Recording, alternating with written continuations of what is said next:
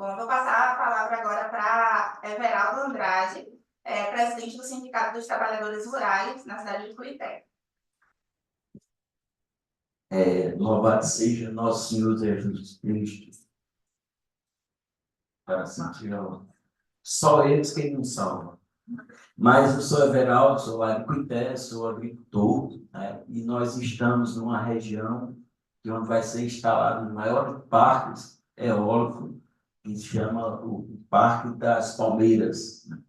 Então, a gente traz grande preocupação, né, nesse sentido, e relacionado à previdência, a questão dos jovens, né, e a sucessão rural também. A gente lá, vou dizer por exemplos, né? Por exemplo, a nossa comunidade lá no meu município, né? Nós temos uma comunidade que são 500 famílias que compõem uma serra, né? A qual, quando chegou uma pessoa lá com um contrato desse, eu fiquei meio nervoso lá. E aí eu digo, e agora, o que é que a gente faz? Né? Corri atrás de alguns parceiros, né? O pessoal da CPT tem ajudado, a professora Estrélia, que conhece lá a nossa região e sabe o que eu estou falando. Então, são 500 famílias numa pequena serra, onde o maior proprietário lá que tem, ele tem 60 hectares. O resto é 1, é 2, é 5. Imaginem quando eu olhei para a cara dessa senhora, que ela veio para dar entrada na Previdência, né? Eu disse, minha Nossa Senhora, e agora? Né? E eu disse, onde é que a senhora trabalha? Quando eu li o contrato, que ela tinha apenas 5 hectares. Então, veja como é que tem. Aí ela disse, não, Everaldo, mas o rapaz esteve lá em casa, ele disse que primeiro que a gente ia receber R$ 2.000 por mês, né? Eu podia morar lá, podia criar, plantar.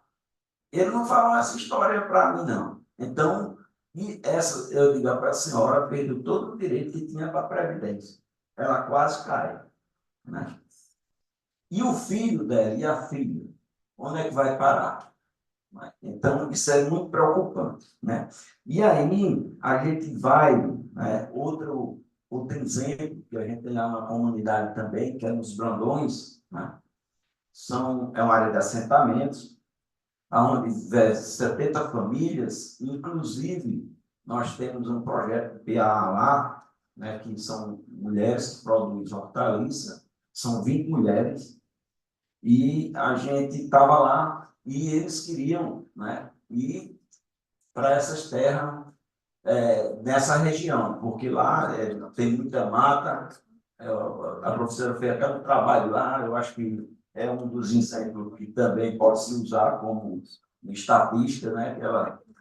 E lá, juntando os 3 assentamentos, são quase 600 hectares de reserva. E um momento, né, que a gente estava reunido lá, a empresa estava lá também, né, botando toda essa fantasia que eu já falei, e foi perguntado lá, me diga uma coisa, e a nossa reserva? Alguém lá perguntou dos assentamentos, ele disse, a sua reserva para se instalar o parque não é problema, que a gente transfere ela para outro canto. Né? Então, e essas famílias que estavam lá produzindo hortaliça, ia para onde? Né? A água que ela tem lá, que é adequada, é uma das grandes produtoras de hortaliça, é lá. Né? Então, a gente tem. E aí, ao longo dessa história, quando a gente tentou, né, acompanhando essas famílias, eles resistiram, não assinaram os contratos, mas eles ficaram passando lá por mês, né? Muitas vezes ameaçando alguns que é de fato, mas a gente não vai entrar em... O que é que acontece? Quando eles não resistiram a não assinar o contrato, começou a questão de compras de terras, né? E aí o pior que a gente vê aqui, é por isso que eu iniciei com essa palavra, só Jesus Cristo é quem nos salva. Por quê? Porque os políticos, que são os prefeitos, é quem estão comprando essas terras, dos pequenos agricultores, área de assentamentos. Então, e onde vai parar essas famílias? Na rua. E a previdência dele, né? O jovem foi expulso do campo, né? E aí começa isso também, viu? Quando a gente vê, eu vi aqui falar um pouco do poder público. Os prefeitos são os que mais incentivam essa instalação dos parques eólicos. Por quê? Porque estão recebendo dinheiro, aquela história do ROI, não sei o que lá, né? E isso é preocupante, né? E a gente vai falar um pouco também aqui da licença. Gente, não funciona a licença com esses órgãos estaduais. É um absurdo essa questão das licenças, onde a SUTEMA dá, né? E a gente vê, né, um exemplo, essa questão mesmo da reserva, que ele disse que não era problema para ele transferir para outra área. Isso é o maior exemplo que tem também. E esses agricultores vão, né? E teve um momento que eu fui participar de uma audiência pública, né, onde teve lá o pessoal apresentando lá né, o estudo de recursos ambiental, e um jovem que estava por trás da gente aqui, ele disse, oxe, mas o garimpo do meu pai está nessa área aí. Aí a doutora lá disse, não, não foi identificado. Então, como é que também esses estudos se passam, né, dessa forma?